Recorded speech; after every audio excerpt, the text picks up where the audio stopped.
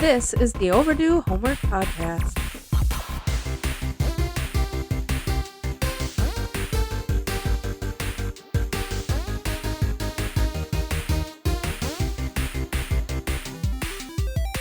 Welcome to the show. That's Trav. I'm Drew. And I'm Trav. This is the Overdue Homework Podcast, and of course, we are here to give you our opinions on 80s and 90s media.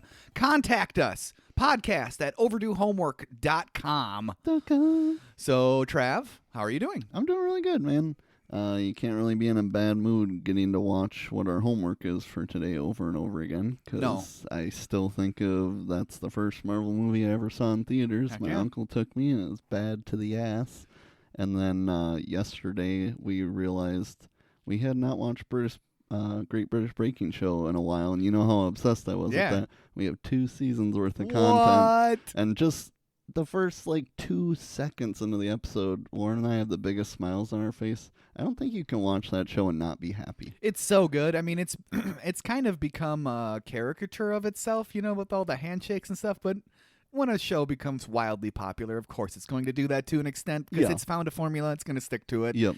It's the formula I want out of a show like that. It's just pure comfort. It's so fun, and you root for everyone. Right. Almost every other reality show, you would get I don't want to see their freaking background and all this stuff, but I'm genuinely super interested in everyone's background on the show. It's a good show. It's awesome. Really good. This last season, I don't remember anything about it offhand, but we did watch it. Sure. It was good. It was very good. Nice. I remember liking it a lot. I don't remember who was in it, who won it, anything like that. Interesting. I'll have to go look at the thumbnails or something on Netflix to refresh my memory a little bit. But with my nonsense out of the way, how are you doing, Drew? Doing really, really good. We're in the midst of winter here in Minnesota, and it's cold, cold, cold. That's for sure. It is freezing. I'm just ready for some sunny skies and springtime already, and we still have so far to go. If it wasn't for that wind.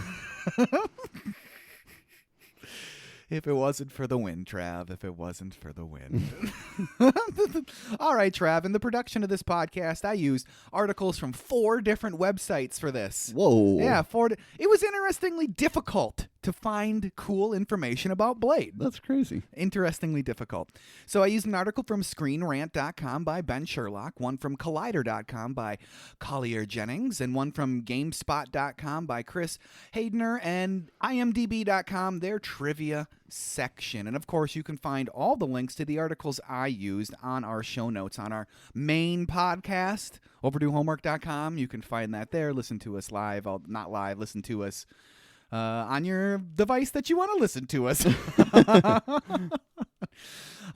Trav, should we get over to that homework review? Let's break it down. All right, Trav, we are doing Blade from 1998.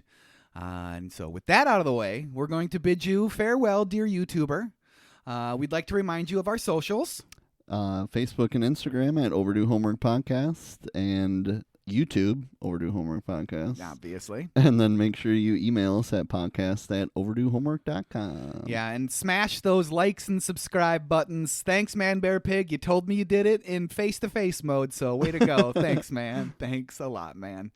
All right, Trav, that homework review, like I said, is Blade from 1998, directed by Stephen Norrington. David Fincher dropped out of directing the first Blade movie. That would have been interesting. David Fincher, of all people. He was originally set to direct Blade, but he dropped out in order to focus on other projects. At the time, Fincher had already directed 7. Fincher's adaptation of Chuck Palahniuk's Fight Club hit theaters about a year after Blade, so that's probably the project that he left for. Probably. And Fight Club, you've seen it. Of course. Of course you've seen it. That movie is something else. It's that amazing. Movie. I mean, Fight Club and 7 within a few years of each other, those are some epic late 90s movies. Seriously. Epic. Written by David S. Goyer, based on Blade by Marv Wolfman and Gene Colan. Norrington had to go to bat for the creators of Blade to get credit on the movie. Originally, they weren't going to get credit as the creators of Blade. Because it's already been created and they're just adapting it, or what? I don't know. The studio wasn't going to give them credit in the opening credits. It's nah. Yeah, you got to do that. They invented Blade, so please put that in the movie because they deserve it. Seriously. Produced by Peter Frankfurt, Wesley Snipes, and Robert Engelman. starring Wesley Snipes as Eric Brooks / Blade. Stephen Dorff as Deacon Frost. What a name. What a name. Dang, that name is amazing. Chris Christopherson as Abraham Whistler, and Bushy Wright as Dr. Karen Jensen. Donald Logue as Quinn. Udo Kier as Gaetano Dragonetti. Love that name as well. Yeah. I love that name as well. Tracy Lords as Raquel. Santa Lathan as Vanessa Brooks, Blade's mother. Music by Mark Isham. Produced by New Line Cinema, Marvel Enterprises, Amin-Ra Films, and Imaginary Forces. Distributed by New Line Cinema. Released August 21st, 1998. Had a budget of $45 million. A box office of $131.2 million. That is $260.7 million in 2026. Hey. All right, Trav, with all of that out of the way, you know what time it is. It's time to break it down. Thank you. Also, you're welcome, Marvel Universe, for Blade getting you up and running. I feel Exactly. like everybody credits the first Spider-Man, which is, of course, amazing. But all I see is memes of Blade whenever I see that. Like, let's not forget the original. The original. Wesley And Pipes, I don't want to baby. hear Howard the Duck. No, it's Blade. Okay. Have you ever seen Howard the Duck? I have not. I heard it's horrible. I've only seen clips. But I should see Yeah, it. especially the end with them duck titties. Yeah, that's 80s? Could we Yeah. do that one eventually? Yeah. As a horrible Marvel movie? I want to say it's like 80, 81, Sure. 82. It was pretty early on in the 80s there. Ryan, I know you've seen that movie, so you better email us on how horrible it is. Please do, Ryan. Please do. All right, we open with that blood red New Line Cinema logo. Very nice touch. Very nice. Very Appreciate different. that. Yes, very. It's usually that blue. It's blue. Iconic New Line Cinema blue. Yeah. But nope, it's that nice blood red. Straight into Blade being born. It's 1967. Mom got bit. She's dead. Blade lives through it. He's born. Yep. With that signature haircut. At least that's what it looked like to me. When he's already got the haircut. Yep. And he was a gigantic baby. Yes, he was. Either that lady holding the baby is very small, or he was a gigantic baby. One or the other. We move into present day. I like how it doesn't give a date. It just says now. Yep. Now. Timeless movie. It is timeless. I like that. And we've got a man and a woman in a car. The dude looks a whole hell of a lot like Dennis Quaid, if He you ask does. me. A whole hell of they're out for a night on the town. A very sexual night on the town. This Ew. little heat seeker there. I mean, come on. What do you got down there? That's my heat seeker. I bet it is, baby.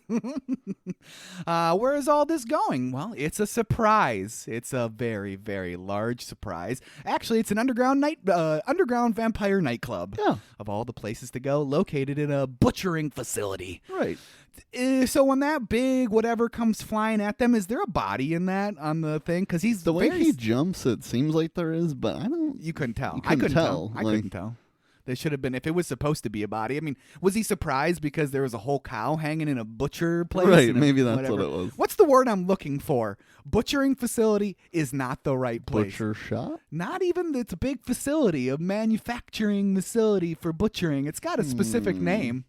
Email us. Slaughterhouse. There you go, slaughterhouse. Is that what it is? That's what I'm looking for. Would he have been surprised by a cow hanging from the ceiling in a slaughterhouse? I mean, he's walked past other things already at this Yeah. point, right? Yeah. So, I don't know. I don't know. Maybe there was a person in there. And our dude, he is in for a very weird night. That is for sure. Did you recognize the door guard? I did not. It's Julian from the Trailer Park no Boys. way. That is Not insane. really. Not Okay, really. I'm like, what? It Sure does look like him, though, now that you say that. I'm thinking, how did I miss that?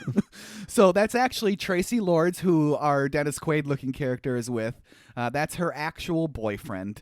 Oh, okay. So it was interesting. Her audition was very late into the movie, and it was like an epiphany to the filmmakers.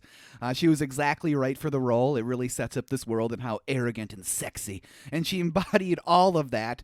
And like I said, her boyfriend at the time plays the guard to the entrance to the rave. That's funny. It looks a whole hell of a lot like Julian. It does, yeah. He should If have. he would have had the little whiskey glass or whatever. That would have been perfect. In the club, things are going crazy, and they're about to go even crazier. The beat drops, and it's a blood shower.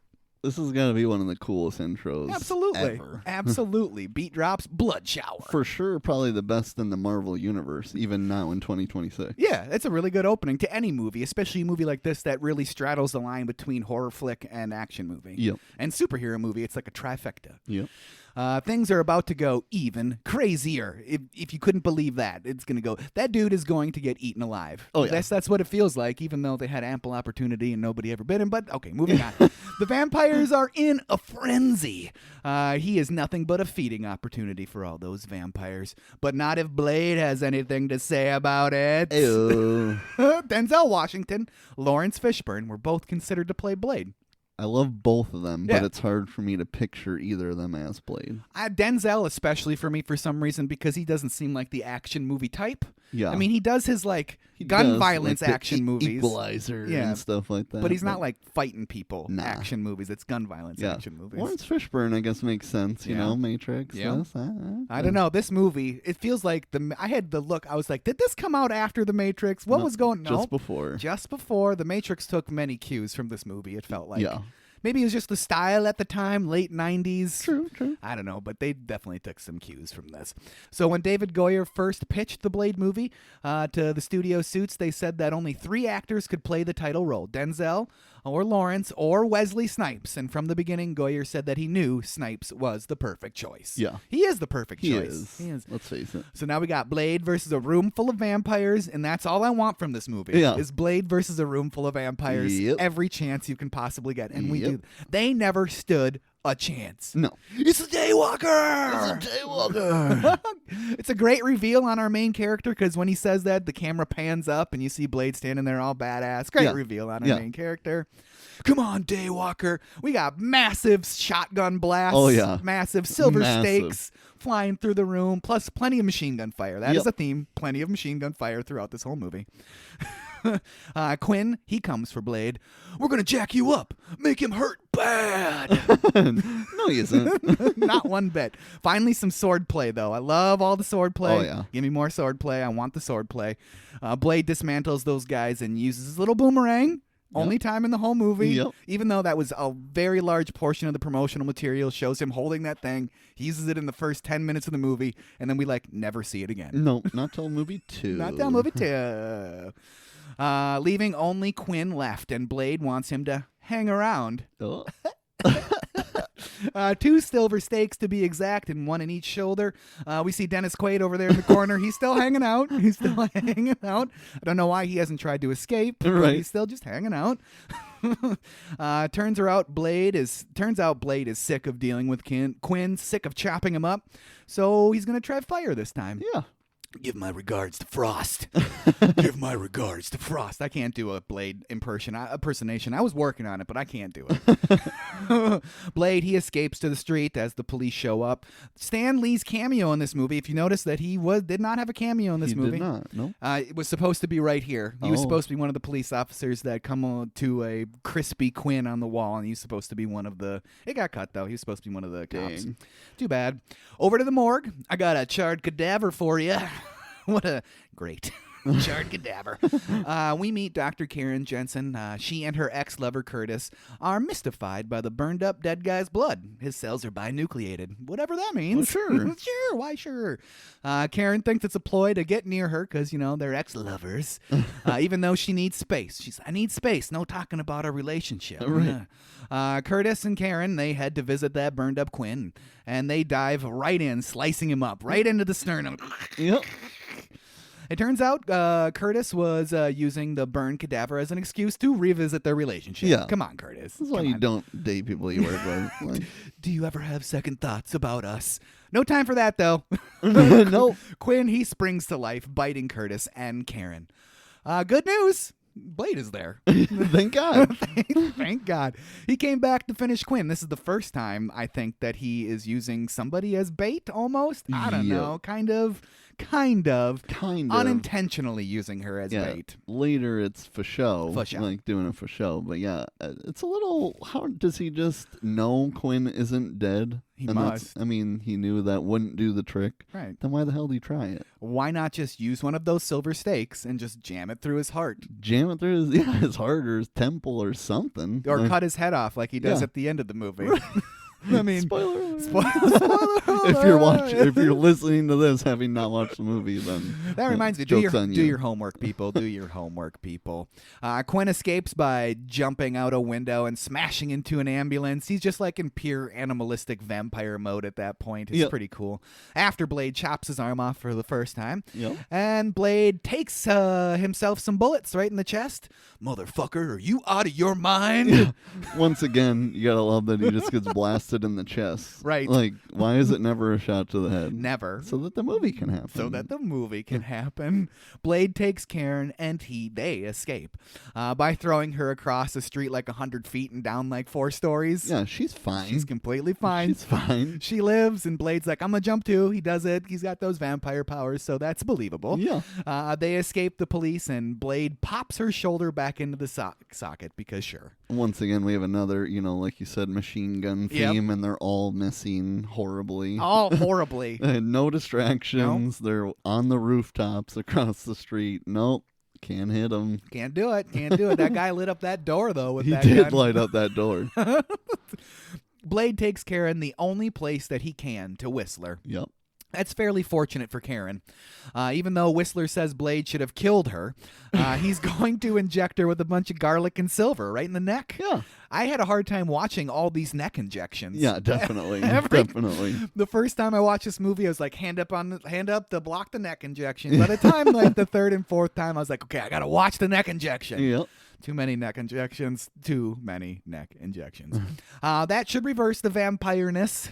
Yeah. 50-50 chance she makes it through the night. So great. Hopefully she lives. And she does. Hopefully she lives. Yeah. Over to the other vampires. Dragonetti and the rest of the top vampires. They got top vampires. What was the name of their house? The House of what? I can't think of it off the top of my head. Think of it. Whatever. Dragonetti and Frost, they do not get along. Dragonetti, he's a pureblood. Yeah. Frost is not. Yeah. He was turned. Jet Li was offered the part of Deacon Frost, but opted to do Lethal Weapon 4 instead in 1998. I could have seen Jet Li doing that. I mean, that would have led to some like badass fighting with him. Definitely. And Wesley Snipes. Definitely for would have sure. been very cool. It would have been a more athletic fight at the end. Yeah. Which is the fight at the end is fine. I mean, obviously we're going to get to that, but the fight at the end was fine. Do we know in this lore of vampirism or whatever the word is why Dragonetti isn't stronger than Frost? Because most vampire things I watch, it's just seniority. It's based on age. Yeah. Like the older you are, the stronger you are. Right. Why is he like not way stronger than Frost, and why does he give a shit about Frost? It's a very good question. That's a very good question. Not to get ahead of myself too much, but later on in the movie when he meets his end when Dragonetti does, it almost seems like he was like ready for it and expecting it and wanting to go. Like he didn't want to rebel against Frost. Like he Yeah. couldn't get enough people to buy into like Frost as a like degenerate, Right. low level, non-pure blood vampire. Right. Why couldn't the rest of those group of 12, or there's like 14 of them, Kill the shit out of them? I don't know. Very good I question. don't know. Very, very. You'd think that they'd be a bit more ruthless than they are. I guess Dragonetti is really concerned about keeping up with the status quo. We don't know if he's 100 years old or 3,000 years old at this point, but It still. just seems like the only powerful vampires are Blade and Frost. Yeah. Like at least upper echelon. Yeah, that's interesting. I never really put much thought into that, but you're 100% right. Why didn't Dragonetti just physically overwhelm Frost and be done with it? Yeah. I don't know. That's a really good question. If we ever meet the writer and director of this movie, I'm going to be sure to ask that. Oh, boy. That vampire council, they don't like Frost. They don't like that he's drawing attention to the vampires. They have to blend in. It's a blend-in first policy. Frost thinks they should be ruling the humans. They are our food, not our allies. Yeah. I mean, he's 100% right. They are their food. They're True. not their allies. I mean, every human being wants to kill a vampire genetically. It's been like this for thousands of years. Who is Frost to change the established ways? Frost doesn't think it matters. Dragonetti does. Yeah. So do something about it. Damn it. Frost doubles down. The world belongs to us, not the humans. And Dragonetti basically just like waves a hand in his face. Yeah. He's like, get out of here. I don't care what you have to say. Yep. Someday he may wake up and find himself extinct. Foreshadowing. Foreshadowing. Foreshadowing. So we're back with Blade, and he's doing a serum pickup paid for in watches? Yeah, I guess. Sure. Paid for in watches. Like stolen vampire watches off dead bodies. That dude can only pawn so many watches before all the pawn shops around town are going to be like, I don't need any more watches. We don't need any more watches. So that's the only thing I got. So. That's what I got. With the serum, it isn't working like it used to. Blade is building up a resistance to it. Are we supposed to know who the serum guy is? Are we? I don't think so. I don't know who he is. I don't know who They he is. seem to be really good friends. Yeah, they do. I don't know who he is. Nobody knows who he is. Does Blade know who he is? I don't know. But we're back with Karen. She did survive the night, so 50-50 went her way. Alone, she surveys her surroundings, and there are guns, a chess set, and a sword. Yes. With a little trick. Yes. She's lucky that her face didn't get any closer to the blades that came out on the handle of the swords. Yeah. Otherwise, spoiler alert, 50-50 didn't matter. 50-50 didn't You're gone. You're dead. But Karen sees Blade getting his serum treatment all creepily. Very creepily. Not a smart idea. No. But Whistler thinks Karen could be of use to them. She's a hematologist. Very convenient that the person that he ended up abducting is a specialist in blood sciences. Yeah. Very convenient. But we'll roll with it. That we will. And it's time for that serum, and Whistler has to double the dose because of this tolerance he's building. Just do it, old man. And he does it, and it looks like it hurts like fuck. Yeah, which it really, really does. Is the serum similar? So when a Blade goes and gets his serum, he looks at extract of garlic. Yeah. So is the serum basically some sort of concoction with a whole bunch of garlic in it? I don't know. Like, as a kid, I thought it was just like his blood replacement. Yeah. But why would he have such a reaction to it? And then? he has a similar reaction that Karen, the same that Karen has when she gets injected with the garlic and silver too. So maybe it's just the same stuff. It's certainly not refreshing. No. It's not like, this is way better than blood. So much better. Whistler spots Karen, and he chases her down on his gimp-ass leg, but sure. Who are you people? I'm Abraham Whistler, and you've met Blade. I love and how he has the quietest drop in the world of silent drops drop ever. down behind him. Like, if they want him to be loud, you hear every footstep, but when he's quiet, he's quiet. He's quiet. Sure. Perfect. Yeah. It's perfect. She's not captive, but Whistler wants to impart the fact that there are vampires everywhere. So get with the program, lady. We use silver, garlic, and UV light to fight them. Yeah. If she wants to live another day, she needs to leave town. Where is she supposed to go? It's a very good question. I don't know. Like, anywhere? You were lucky to survive the night, but see you later. Go die somewhere else. Get out of here. Whatever. Okay. There's a war out there, and Blade is just keeping it under control. So that's it? You just patch me up and send me on my way? Nope. Here's some vampire mace. It's garlic and silver, just like everything else. Just like everything else. Keep your eyes open and be careful. One other thing. Get a gun. Get a gun. You're going to need it. And kill yourself if you start to change into a vampire. Sorry, Karen. Whoa. Okay.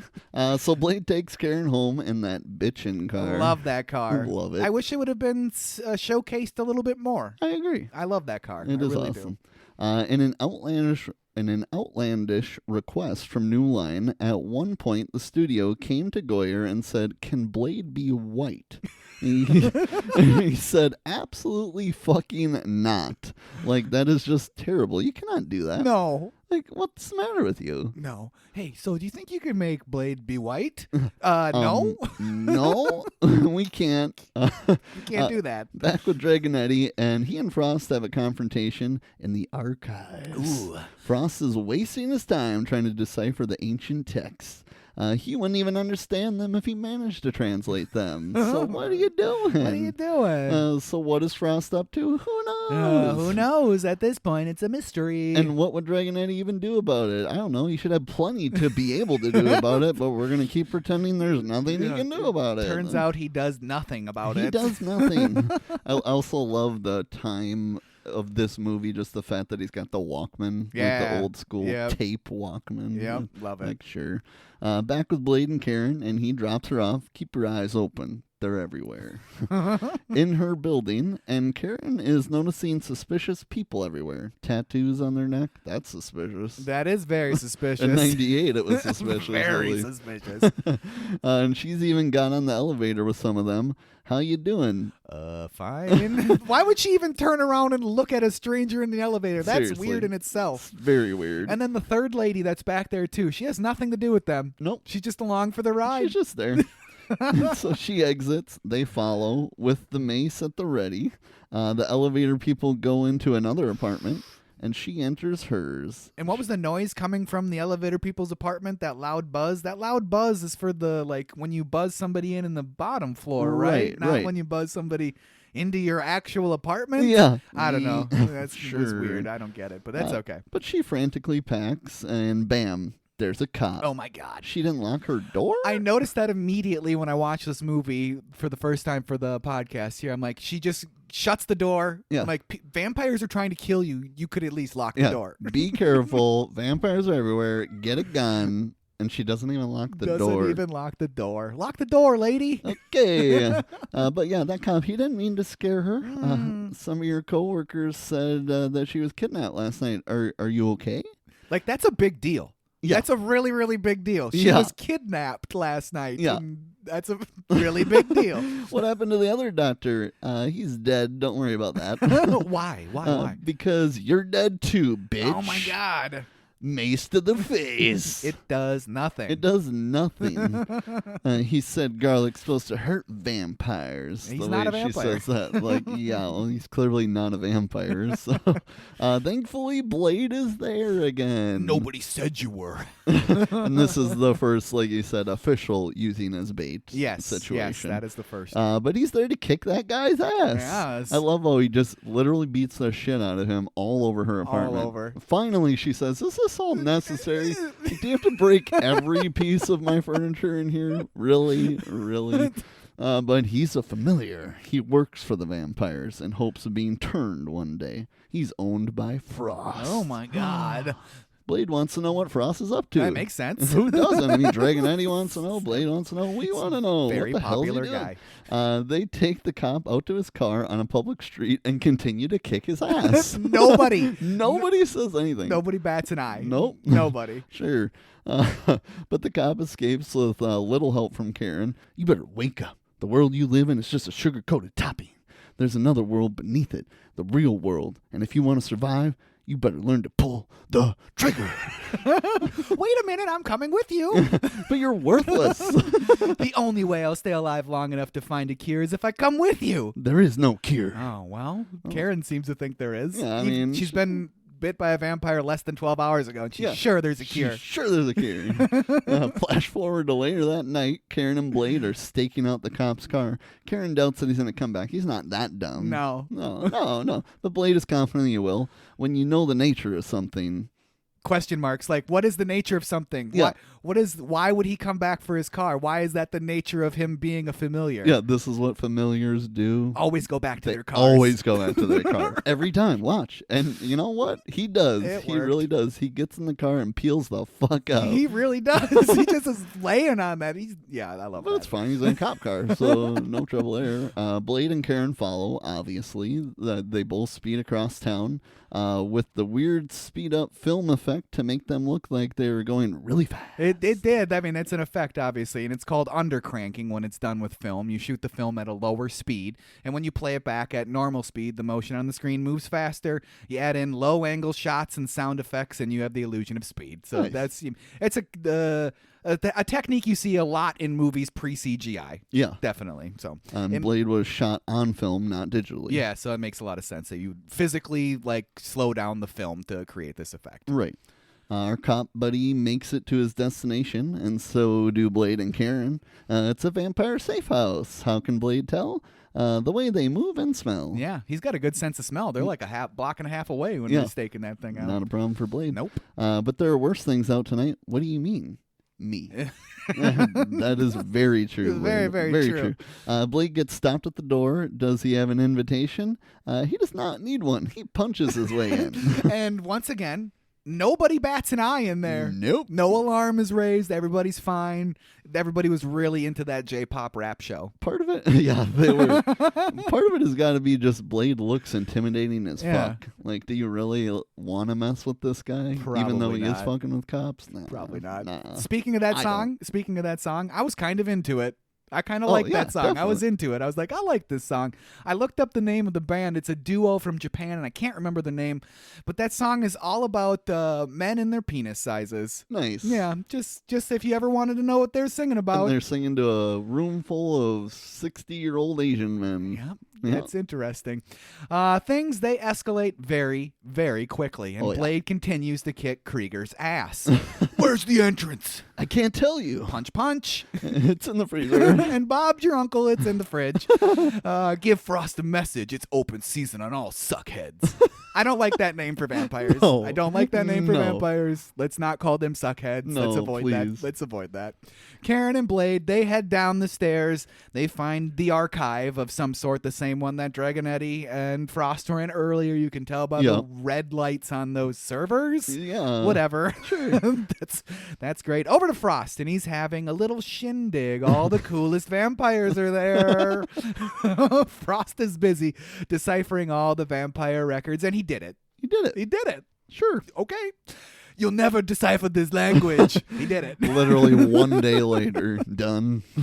And it reveals some sort of a structure with all those vampire glyphs on them, plus a hot lady came out of that box behind him. And this, like, computer graphic on there, does that not remind you of, like, the Jurassic Park hacking computer graphic? I'm a hacker.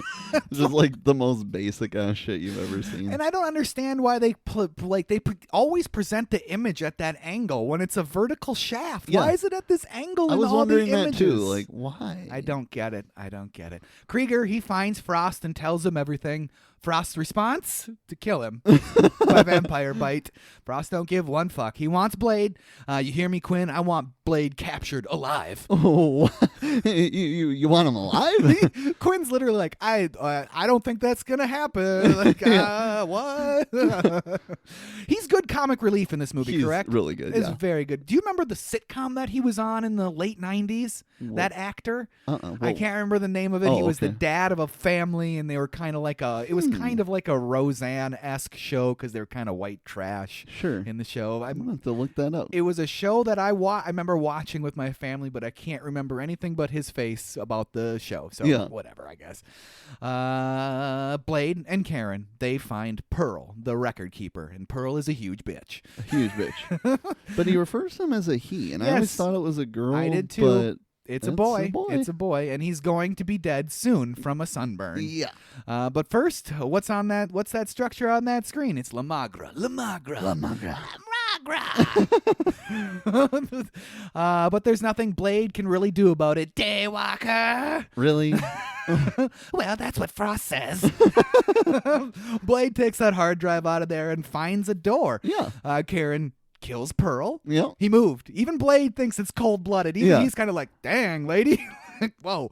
So Pearl initially was supposed to be a gay vampire in this movie. Okay. Interestingly enough. While it was a small role in the film, it's a hard to forget Pearl. Very hard to forget Pearl in this movie. Originally, the vampire was probably gay. Edwards, the actor who played Pearl, revealed in one draft of the script they wanted like young boys laid across Pearl's stomach. I'm glad they didn't go that direction. I'm glad they didn't go that route. Really it was glad. unnecessary for Very this scene to work. They did not need to do that one bit. It worked just fine.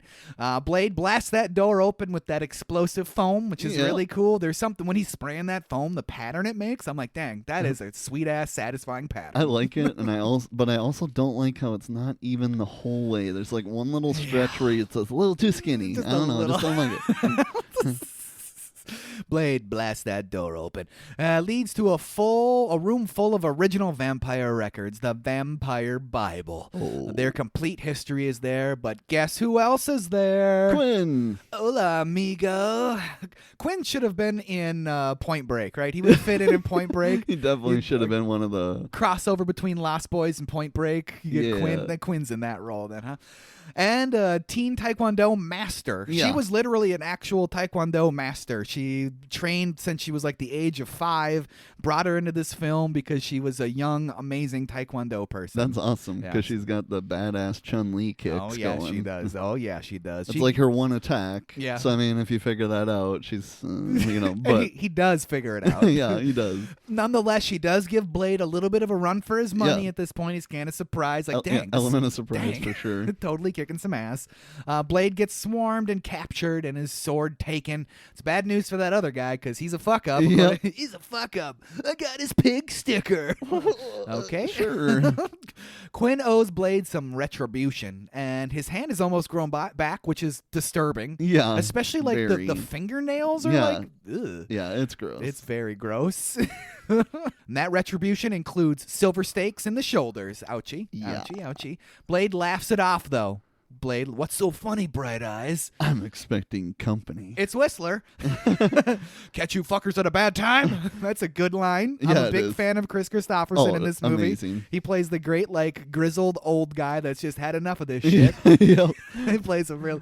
So it's definitely time to unload some machine guns. Oh, yeah. Unload those machine guns, like lots and lots of, like, not to foreshadow the Matrix again, but lots and lots of guns. Lots of guns. And unlike the enemies, he's just blasting the shit out of all them, no problem. No problem. He's got no protection, no Right. face protection or vest or anything. He's coming in Arnold style, hip firing the shit out of all of them. And it works. Blade can't miss. Blade can't miss.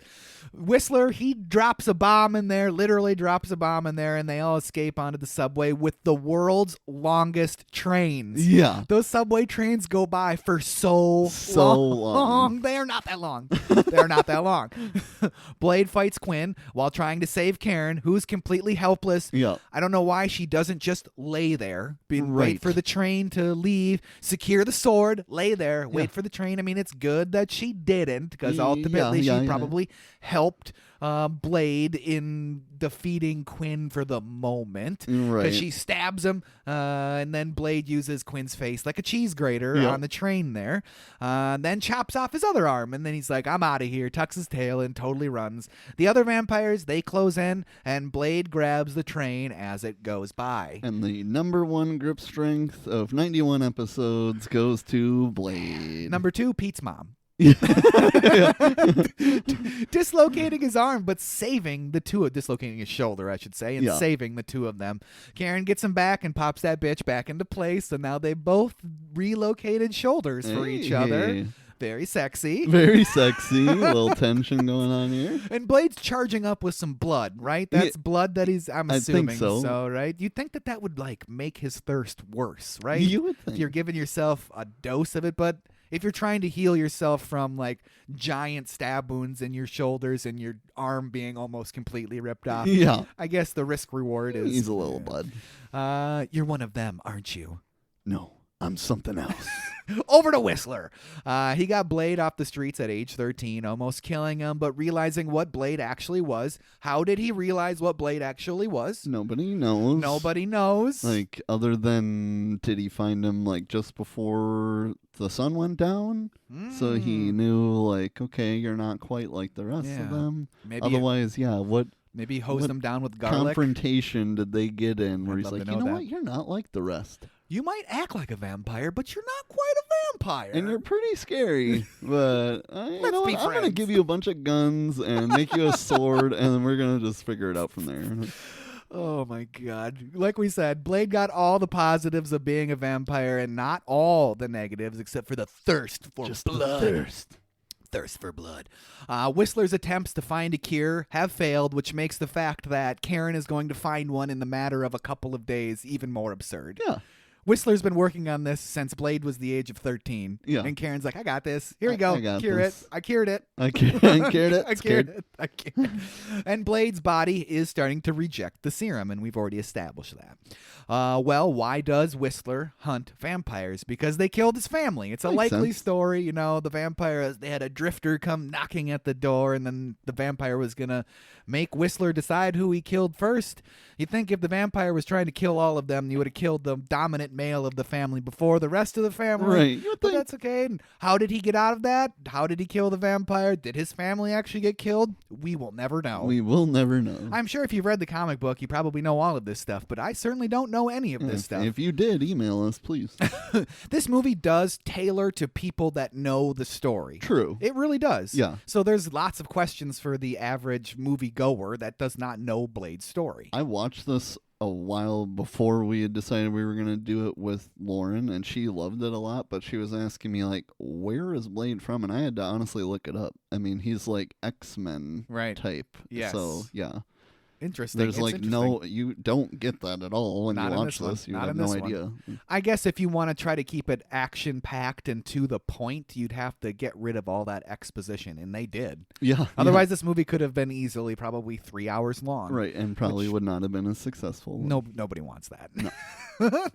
Well, it turns out there's something happening with the vampires, and Frost, that son of a bitch, is at the center of it. Karen and Blade have a heart-to-heart. Whistler told her everything, including what Blade is. You don't know me. I'm not human. You look human to me. Humans don't drink blood. That was a long time ago. Maybe you should let that go. I've spent my whole life looking for that thing that killed my mother. Every time I kill one, I get a little piece of that back, so don't tell me to forget. She's like, okay, I won't. I'm sorry. Never. Back to Frost and crew, and Quinn is nursing his injuries. That face, that hand, not looking good. No. Quinn wants to kill Blade, but Frost needs Blade alive. He's constantly telling Quinn, everybody, I need him alive, and they all want to kill him. We need him alive. God damn it. So be patient, Quinn. We have a lot to do. Frost needs him, obviously. Over to the beach and some sexy SPF applicationing. Oh, yeah. Frost grabbed Dragonetti. We don't get to see how any of that happened. Nope. Why is he in a suit? Why is any of this? Where did he abduct him from? Why is he alone? Why is he able to be overpowered? Why did nobody else care? All valid questions. all valid questions. Turns out, though, Dragonetti is about to see his first sunrise in person. Things are going to get a bit toasty. Ooh. What a death. Yeah. Reminded me of Hellraiser. Yep. It really did. Yep. That death is super gory. Yeah. The teeth pulling was hard to watch. Definitely. Very hard to watch. Dragonetti does take it like a champ, though. He does. He does not cower. He does not beg for forgiveness or beg for mercy. He just takes it. Like you said, he was almost expecting this to happen. It's the way it really felt. Is he knew this was happening. He knew it was an inevitability. According to some lore about vampires, they have psychic abilities. Is it possible that because Dragonetti is such an elder vampire that he has managed to develop psychic abilities? It's possible. To be able to see certain parts of what his future could be. And he maybe just knew there was nothing he could do? Nothing. And so he's like, I've been alive for 3,000 X years. Yeah. I'm ready to call it a day. Whatever. I'm ready to I'll let call someone it a day. named Frost kill me in sunlight. Sure. And have a nice day. That's all they really have to say to him. Sorry, old man, you just got a little long in the tooth. What? That was funny. It wasn't really that funny. No. He's been funny, but that one wasn't that funny. But back to the Vampire Council with Frost firmly in control now, throwing Dragonetti's teeth on the table. He needs 12 volunteers. Yeah, that's by volunteers, I mean this is gonna happen to you if you don't volunteer. Back to Blade and friends, and Blade hands over the hard drive with all the info, and Karen shows the guys about EDTA. Ooh. Its reaction is energetic. It is definitely not a cure. And I like how she just doesn't, why do you have to look at it through the thing if it's going to fucking explode the microscope anyway? Just watch this. No, don't look. Just watch what happens. That's a very good point. Why didn't she just put some vampire blood in a petri dish and just do a couple of drops in there? Instead, she almost blinds Blade. Yeah, and And is there multiple microscopes, or how did she even know this was going to happen to lead to the microscope in the first place? Like, she already destroyed one, it exploded, and she wanted him to, like, reap the same fate? Cutting room floor is Whistler saying, "Damn it, bitch, that's my only microscope." That would have been amazing. But, it's definitely not a cure, like she says, but maybe you can use it to explode some vampire heads. Foreshadowing. Sure. I mean, that'd be badass, I suppose. Karen draws some of Blade's blood to work on that actual cure that she's very confident she can come up with. Very confident. It turns out that Whistler has the big C. Ooh, I mean, it's obvious he smokes like the whole movie. Yeah, obviously. But Blade loves that guy. They have a good arrangement. They do. It's more than just like a transactional relationship, Yeah. Whistler is a father figure to Blade and all that stuff, but they have a very good understanding between the two of them. Yeah. We also see that Karen is turning into a vampire. Yikes. And Whistler knows it. Guess we didn't catch it in time. She's got a day, maybe 2 at the most. You nailed his cadence. You nailed it. You nailed it. You make it sound like I'm already dead. No comment. Because she's already dead, basically. Blade and Frost have a public confrontation. Luckily for Frost, he has a hostage in the daylight. Yep. Frost knows all about Blade, and he's also lathered from head to toe in sunscreen. He is. Such a simple solution. Right. Like, okay, we can just throw on some SPF, 100? Yeah. And then he's fine. It's 1998. SPF 100 probably didn't even exist. Probably didn't exist. He's using SPF 45, and that's all vampires needed. And then everybody's just like, damn, this was way too easy. Yeah. Do we really need to go through this whole vampire glyph thing and Mamagra just slather on some sunscreen? Can we just bathe in sunscreen all the time? But apparently it took a non-pure blood to try that, I guess. I guess. But you know what, Frost? He wants to be just like Blade. He does. That's the dream, That's the dream. Do you think the humans will ever accept a half-breed like you? They can't, because you're a maniac. Blade is kind of a maniac, but in a good way. Yeah. Frost has no love for the humans, which we kind of already knew, but who cares about them? They're cattle. We are the next step in evolution. Frost wants a truce. Frost, you're nothing but another dead vampire. Blade draws his gun, and Frost dodges the bullets a la Matrix. Yes, definitely. And chucks that kid in the street. So, do you think the Wachowski siblings definitely not, because that doesn't make sense, because I'm sure The Matrix is in production long before this movie was released. Probably. But it doesn't mean that they didn't have information about this, or the whole bullet time thing really exploded after The Matrix. Yeah. And this is kind of like an early idea, Definitely. use of bullet time. It's not the same thing with all the cameras and all that stuff, but still. Yeah. It's kind of a similar thing. What's confusing to me a little about this is, I guess all he's trying to be faster than is the bullets. Yeah. But it's like Blade is the ultimate vampire. Yes. And you'd think the speed at which he pulls and shoots would be just as fast, if not faster, than Frost being able to dodge it. Right. But I guess really he's just dodging the bullets. But I don't know, I just have a weird, I don't understand how it's so the movie can happen. He can toss the chick in the street, I guess. But I just feel like he should have a harder time dodging the bullets. I agree. And then after he dodges them in slow-mo, there's at least 5 seconds of real time that he's just blasting and missing Frost even more. Which Blade doesn't miss like anybody in the whole movie. Anybody except for this. But Frost escapes and Blade saves the kid, luckily. Once again, there's no one bats an eye at anything that just happened whatsoever. They really are like cattle. And that girl is what, like 8, 9, 10? Yeah. He chucks her into that wooden structure that she completely destroys with her body. Yeah. And is fine. She's fine. She is fine. Go home, kid. Oh, my God. Okay. But we're back with Karen, and she seems to have developed a cure. Just like that. Just like that.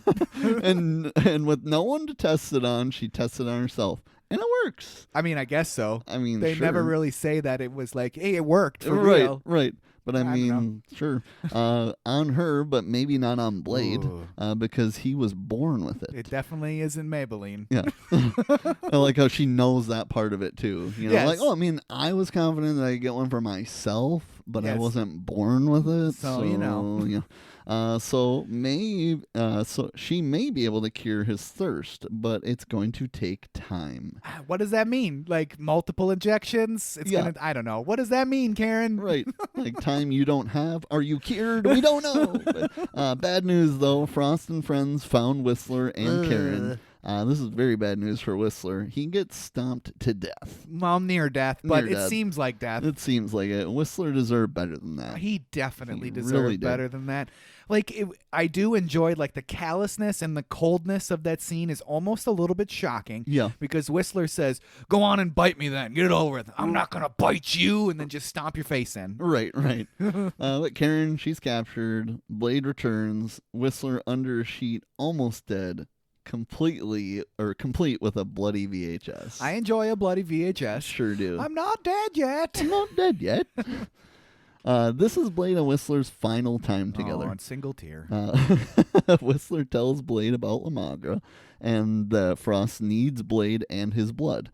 The blood of the Daywalker. You're the chosen one. A la Matrix again. You can't go after him. Bullshit. With nothing left to do, Whistler needs to unalive himself. So, give me the goddamn gun. No.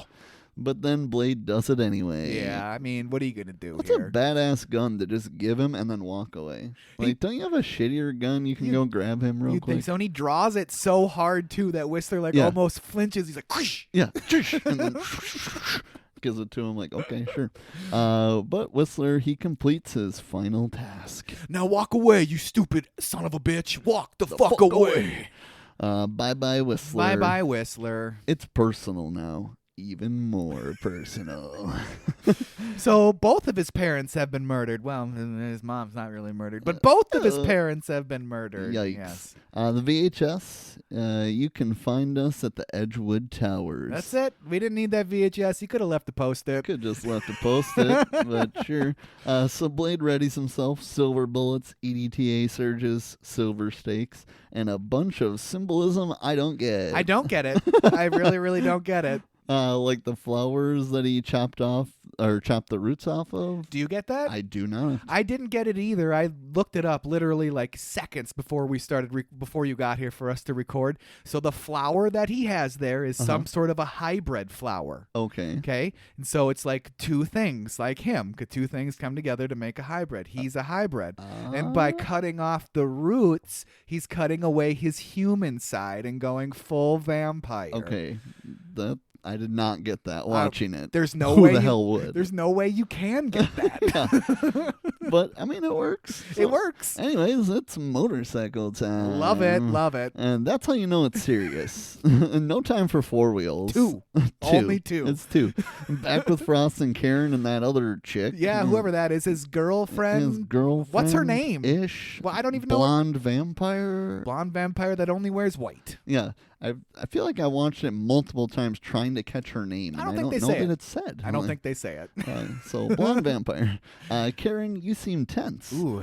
Blade not giving it to you enough. I'd like to see you happy is all. Sick. Sick. Very sick. Is this the part where you offer to turn me? Either that or a body bag. I'll just cure myself again. There is no cure, baby. That is if you were bitten. If you were once human. Like Frost. Vampires. Oh, this is you. I'm sorry. Vampires like you aren't a species. You're just infected. A virus. A sexually transmitted disease. I'll tell you what we are. Top of the fucking food chain. I love that line. I really love that line. Yeah. Can you imagine Jet Li delivering that? Top of the fucking food chain. I don't think he would have gone as well. I don't think so. The blood god is coming, and he's a hurricane. Unstoppable. How are you going to cure the whole world? That seems bleak. That does seem bleak. We got an intruder, and guess who it is? It's Blade. It's Blade. It'd be funny if it wasn't. It's just some other guy. It's like Iron Man. Or it's Quinn. He's got some lame-ass joke. But what an entrance. He's just spraying and praying. He really is. Taking out all those dudes. Time to lock this place down. And a hallway fight. So the hallway fight is cool, but ultimately I felt it was kind of disappointing. Yeah, it is. It was cool, but it was still like, I want a little bit more out of that fight. Should have been a little more out of It's that more fight. of a showcase for the EDTA than anything, but still. That ends in our first look at what happens to that vampire injected with EDTA. It's a cool effect. Buckets of blood. It is a really cool effect. It's some very good. I don't know if it's CG or how they did it. I didn't see how they did it. I'm assuming it's probably computer generated stuff, but still, it looks really good. It's very believable. It's very Cronenberg-esque. Kind of reminded me of the mutants in Total Recall with the colors and the bulginess and stuff. It was good, and it looked painful and gross. What it reminds me of is the Gusher commercials from when we were a kid. Honestly. Totally. That's what it did for me. Oh, my God, totally. Blade makes it to Frost's inner sanctuary, and he confirms Frost's plans and is reunited with his mommy. But she is no longer his mother. No. She's the same looking age, so, there's that. She came back as a vampire. And Frost welcomed her into his arms. Oh, they're lovers. Lovers. Zap. Blade is getting cattle prodded. And what a twist. Yeah, what a twist. Frost was the one that bit his mom. Oh, my God. And they are all back together and one big happy fucking family. Literally, I forgot that was the fact that Frost turned Blade's mom. And I'm like... As many times as I've seen it, it took me till the first time rewatching it. Like, oh, shit, that's right. And I thought to myself, I'm disappointed that I didn't see that coming. Yeah, definitely. In a box truck now with Karen and Blade rethinks the cure. And if he does it, he will lose all of his powers. You can tell in this scene that Blade is feeling very defeated, so much so that he's like, I don't even want to be a vampire anymore. Yeah. It's not fun anymore, guys. Nope. Down into the Temple of Eternal Night, things are about to get real. The gang is all there, including Quinn with Blade's shades. How dare he? Oh, thanks for the shades. Turns out the temple was long forgotten. So this meticulously cared for history of vampires with all these records for thousands and thousands of years completely forgot about a giant temple located in Los Angeles where they are all stationed at. 14 purebloods of thousands of years. Forgot about it. Completely oh, damn it. That's where... That's where you put the temple? God damn it. Totally forgot.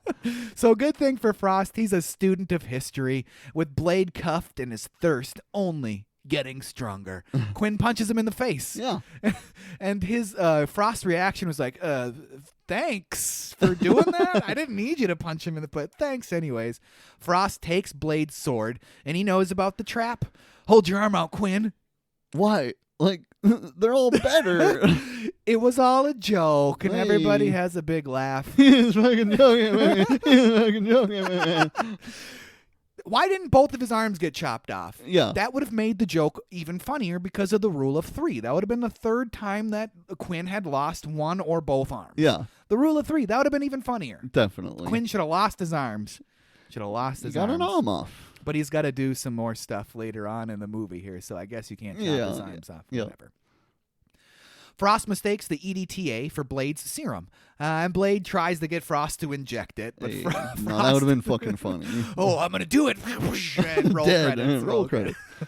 But Frost doesn't take the bait and chucks them over the edge. I prefer the real thing. What does that even mean? He likes blood. But the serum isn't blood. Yeah. I prefer the real thing. How would you know? You haven't even fucking tried it. It may be the best tasting thing you've ever had, you idiot. Come on, try it, dude. All the cool kids are doing it. Anyways, that EDTA gets chucked over the edge. Why didn't he just smash it? I don't know. He just chucked it. It's fine. Just chuck it instead. Blade promises Frost he'll be dead by dawn. Ooh. Come on, Quinn. Shut up. So downstairs, they all go. The show is really about to get going here. But first, Karen and Curtis reunite. He's not dead, and he is hungry. Yeah. It's interesting when Quinn and Frost are taking Karen over to this pit. Mm-hmm. You hear the end of their conversation about it, on how he didn't die, and sometimes they'd turn into zombies. Yeah. We'll even eat other vampires. Yeah. I would have liked to have heard the first couple of sentences of that conversation. Yeah. To actually, because it wasn't until like the third viewing of this for me that I was like, oh, they did explain why Curtis is in this pit and why he's all zombie looking. Which I somehow never caught as a kid. No. I always thought he was just a vampire. It's because you hear like 3 sentences of a 5-sentence dialogue. Right. Where's the rest of this dialogue? Yeah. Give it to me. Yeah. Give it to me. But I guess it sticks with the theme of being a little bit cryptic in this movie. Yeah, and you having for to sure. do a little bit of research, I guess. He is very hungry. Tell me, Karen, do you ever have second thoughts about us? But good on Karen. She kicks that guy's ass and climbs out that bitch with a bone. That gives me so much stress every time I watch that. I just always think she's going to slip and fall right back in. I mean, I would have. Yeah, I would have for sure. Would've made it. My sweaty hands ain't getting me up there with one fucking half of a bone. And honestly, though, for how easily Karen got out of that pit, Curtis probably could have gotten out of that pit. Definitely. Like before he got hurt, like, you telling me you can't get out of there, Curtis? Get out of there, Curtis. Back with Blade, and he gets inserted into an ancient machine that's going to draw his blood. Reminds me of an Iron Maiden, not the band, the device. I'm a fan of the band. The Iron Maiden is that device that looked like a human that opened up, had all the spikes in it, that would close medieval. That technically, like, never actually existed and is completely a thing from fiction. Yeah. But that's what it reminded me of. Definitely. That's what I thought it was basically kind of a thing. I didn't realize that it had giant blades in the arm. Like, I always thought it was just the little wrist ones, but then in subsequent watches, I'm like, oh, there's blades that basically slice right into his forearm from wrist to elbow. Yep. Get that blood going. Why didn't he die of blood loss? He would have lost all his blood. Yeah, he's He would have gone. lost all his blood. Boy, interestingly enough, Blade's mommy puts him in there. What a bitch. What a bitch. Try to understand, Eric. Your mother died long time ago. I've hunted and killed, and I've enjoyed it. Haven't you? Sooner or later, the thirst always wins. So she is really like a different person now. Yeah. It's like, so no remnants of who she was hangs on at all. At all. And she's not a very old vampire, obviously. No. That's very interesting to me, actually. And bam, the two have slammed together, slitting Blade's wrists, and the blood begins to flow. All the remaining vampires from the council get shoved into place, and Frost goes to the center. Blade's blood running down through channels, gathering, then dripping on the heads of the sacrificial vampires. What I want to know, so have we already clarified that there's like 14 of these? Yes. Okay, because obviously Deacon Eddie or whatever dies, so we're down to 13, Yep. right? And they need 12, Yep. and she kills one of them. Yep. I just... So now they only have 12. So now they have exactly what they need, Exactly luckily. what they have. It's very interesting. Sure. Yeah. Why? So they had to all be pure blood vampires. Yeah. Okay. And basically, I'm assuming like familiars are holding them hostage with their Uzis behind them. Or is it all vampires that are holding these other vampires hostage? Some of them disintegrate, other ones don't. Some so of them I do think disintegrate. it's a combination. Sure. I don't know if I was It's just still more trouble I have comprehending why they're so weak. Like all these Agreed. elder vampires. Agreed. They should have been able to draw together to defeat anybody. Yeah. Anybody? How do you hold on to power for thousands of years? Like at least one attempt. Like the guy there that you gets go. killed, can he at least like get a punch or two in, Something. and then they kill him, and Like then the maybe- rest fall in line? I Maybe don't he know. goes like all vampire nuts and tries to attack Frost, and then he's killed Right. instead of just being unceremoniously killed for jacking his jaw a little bit. Right. I don't know. That's interesting. You are 100% right. 100% right.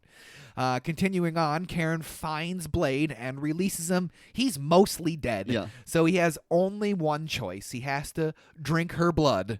He enjoys it immensely. That scene is oddly sexual. Yeah, when she lets him out, it reminds me of like an action figure that she's unzip tying, and he just falls like a fucking log right to the ground. Like 100%, Trav. That's an awesome take. Lightning strikes, and the souls of the purebloods claw their way out of the bodies like skeleton angels. Hey. I love how they start coming out of the mouth, and then like the head makes their heads explode. Yeah. Like it's very cool. I love that.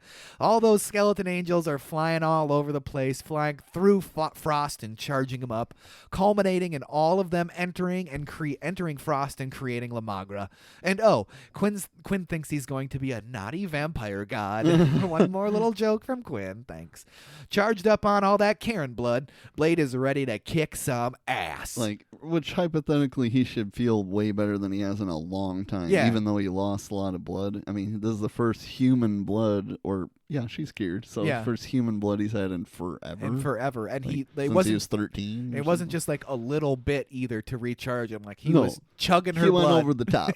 like she'd be dead with how much blood she just lost from him drinking. 100%. She'd at least be passed out. Yeah, at least definitely. be passed out. Well, the first person Blade's going to kill is his mommy. So he's starting with some matricide on that. Yeah. I'm your mother. You wouldn't hurt your mother. I must release you. That's dark. That's dark. And why does the bone kill her? Yeah, where the fuck does he stab her that kills her? He stabs her in the stomach, and then she disintegrates as if she was killed with a silver stake to the heart. Yeah, can we at least see who had a silver hip replacement that you grabbed before we assume that killed her? I love it. The convenience of finding a femur with a silver hip replacement. I love that so much.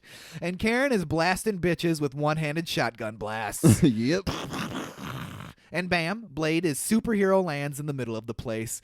Love that. Fuck yeah. Love that. The superhero land. Wesley Snipes did it about as cool as anybody possibly can do the superhero land. Oh yeah. Frost! Kill him. Kill him. Kill him. Quinn tries. It does not work. It's very comical how fast he dies. Proving that he could have done that forever ago, Yes. but he just kind of wanted to keep toying with him, I guess. Maybe that was the angle, is Blade enjoyed toying with Quinn to an extent. It's like he's kind of sending a message to Frost by There you not go. killing his main man. There you go.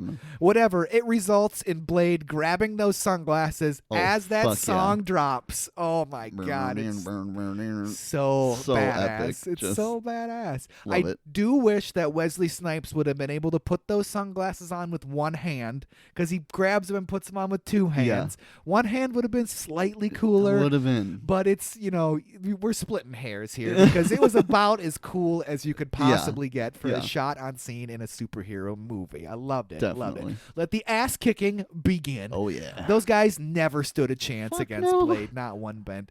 Blade is basically one punch killing everybody. Yeah. And is One this punch. like Frost is just like Vegeta style? He's so confident that he doesn't give a shit. Nope. He's gonna let all the other guys die before he even tries. Yep. Because you would think he'd be like putting an end a little bit to this. Not one bit. Nah.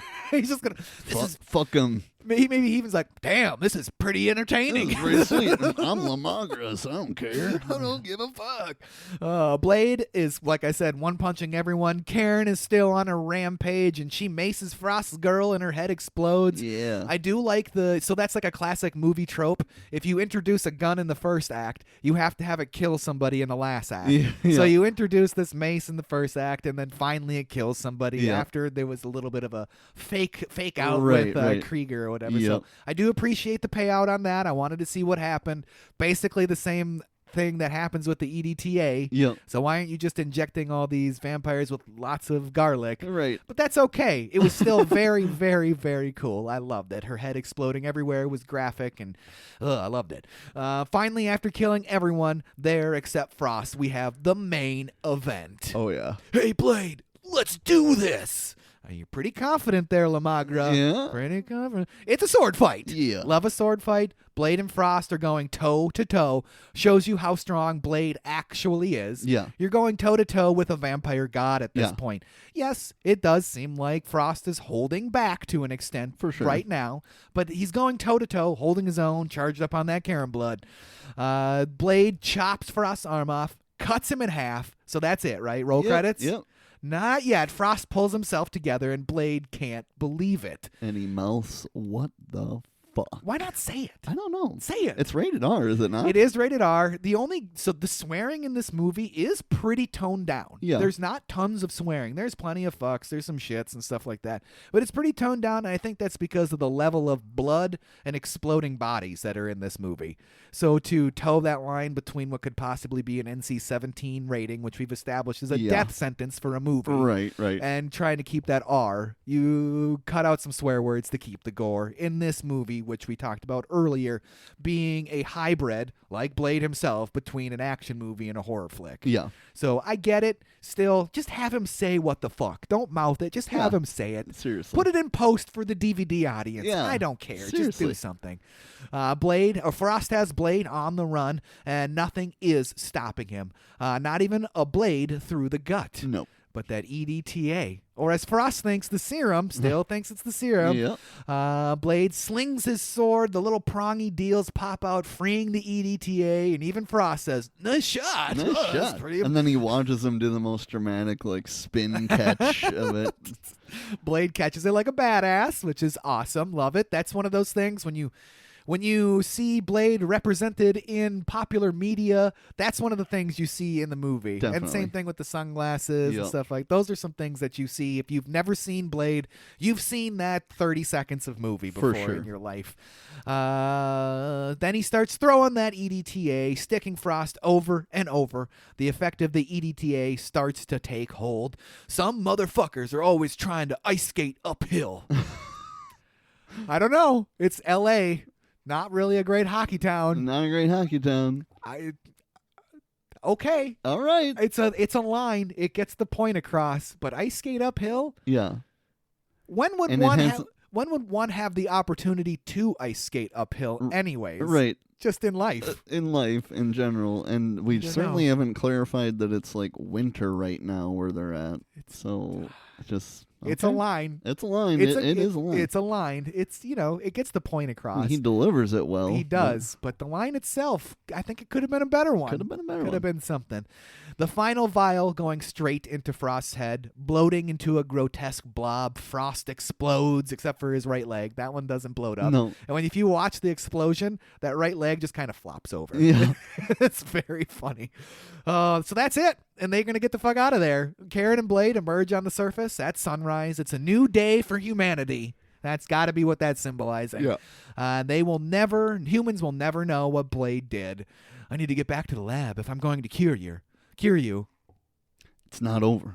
If you want to help, make me a better serum. Ooh, flash to Moscow. Oh. Right there. It's snowing because it's Moscow. It only There snows. It's snowing. Yes. This is where he should have delivered the line. Oh, I like it. It's always funny, too, though. If you represent Moscow in movies in America, it's always winter, always snowing in Moscow. It Yep. doesn't matter. It's always cold. We see a vampire glyph, like from the beginning of the movie, so we know it's another safe house. Yep. So we kind of, much like the start of the movie, there's a lamb being led to slaughter. But Blade is there, so we good. Yeah. So we good. Catch you at a bad time, comrade. Roll credits. I like it a lot. The initial test screening went so poorly, especially the final fight between Blade and his nemesis, Deacon Frost, Stephen Dorff. Having absorbed the powers of the blood god Lamagra, Frost became a whirling tornado of blood, and the result is absolutely ridiculous, even by late 90s standards. Eventually, major reshoots would be implemented, resulting in a much more grounded confrontation between Blade and Frost. Thankfully, they did that. I do not want to see a blood tornado killing everyone. How do you kill a blood tornado? No, because this is a very satisfying fight to end the movie. It is. Like, you weren't let down. Yes. But if they had done that with a blood tornado, I'd be like, are you serious? And especially with if you compare this Marvel movie to modern Marvel movies, this movie is infinitely more grounded than any other Marvel movie ever made. Yeah. It feels like, besides the vampires, everything else seems ultra realistic, seems like real things, real tech, nothing's crazy weird tech or anything like that. This is most comparable to like Daredevil for me. Yeah. Like the show. Absolutely, Yeah, absolutely. And that's one thing that I can really appreciate about this movie being a horror action flick. It is relatively well grounded. Mm-hmm. I like that a lot about it. Definitely.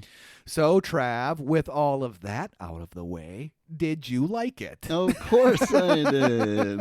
I fucking love this movie. Absolutely. Like, super fun to watch it a bunch. I could watch this all the time.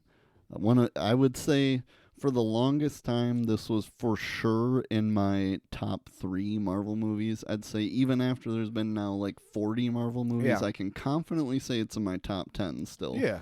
But it might even be in my top 5. It's a really good movie for 98 and before the whole craziness of the Marvel Universe. Yes.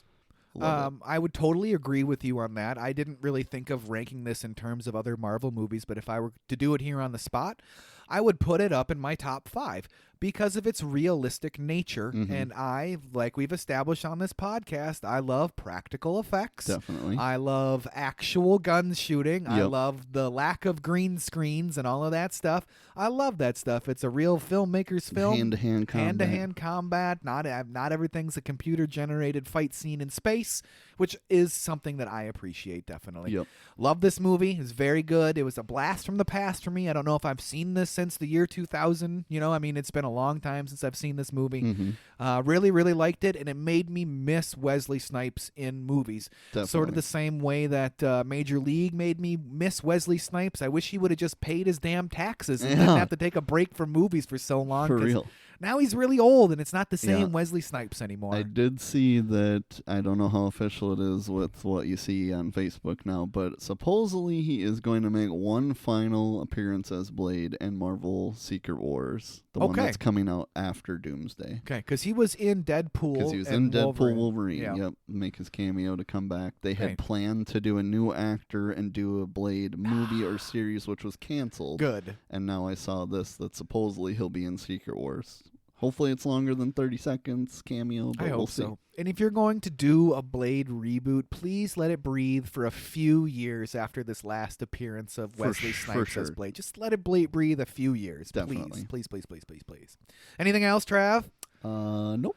All right, with all of that out of the way, why don't we move over to that homework assignment? Let's do it. Our next movie is a departure from the one we currently watch for this for this episode.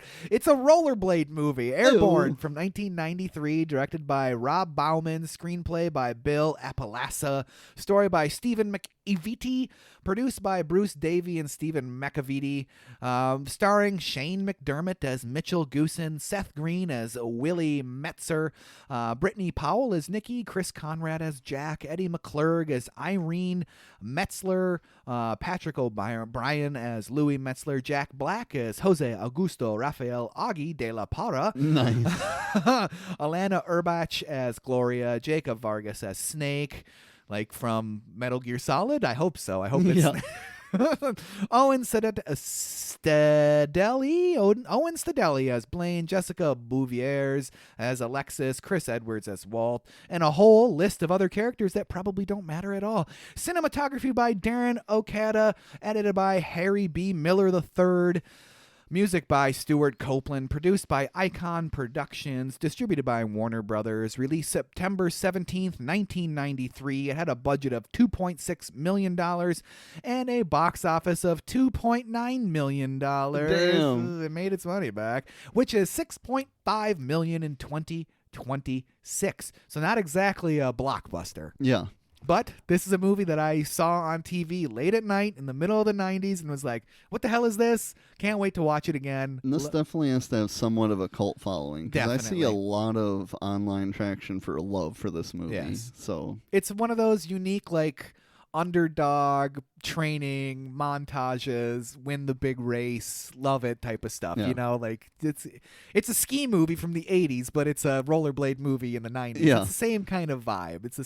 And back into the heart of what we do, and I have not seen this, so it's true homework for me. Absolutely. So This is a movie I've seen once, twice. That's the most I've seen this movie in my lifetime. So basically homework for me First as well. Seth Green thing we've done, right?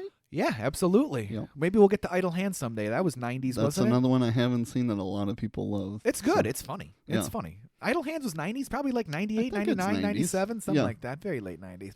All right, Trav, with all of that out of the way, why don't you hit me with that outro? The outro is just thanking the people who have emailed us. Thank you, Man Bear Pig, Riley, Ryan, Chris, anybody who has, my old buddy, the Great Dunbarian, Ryan.